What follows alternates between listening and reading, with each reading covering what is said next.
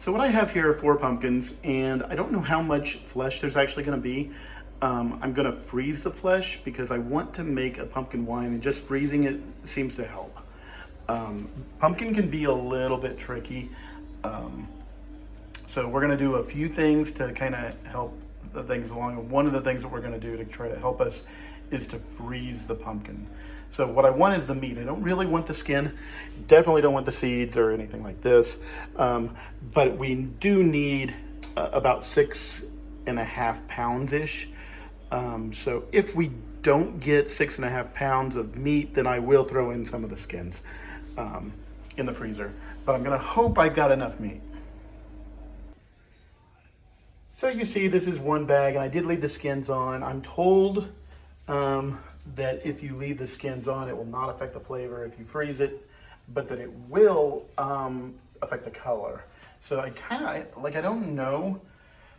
Mainly my thing is I don't care about the color because I actually think a more golden color would probably be better, but I'm not 100% convinced that the skin will not affect the flavor.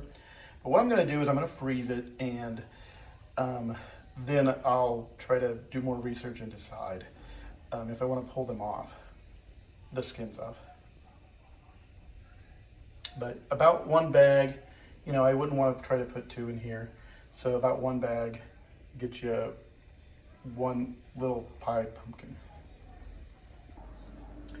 So I used 3 of my pumpkins. You can see the other one I'm not using right now. This gives me about 7.4 pounds. 7.4 pounds of pumpkin. I'm just going to freeze these, and what freezing it will do is it'll soften this up, and it'll make it easier for the yeast to kind of get in there. So once it freezes, there'll be like the cells will be kind of destroyed. So then when it unfreezes, now the yeast can kind of go in there and get at the sugars. That's actually not the only trick we're going to use. Another trick we're going to use is to use a compound called amylase enzyme. And what that's going to do is there's a lot of starches in pumpkin. And so what the starches do, the yeast can't really convert them to sugar, but what the amylase enzymes will do is they will convert those starches to sugars, and then the yeast will be able to get access to them. So we're going to do a little bit to help this pumpkin along.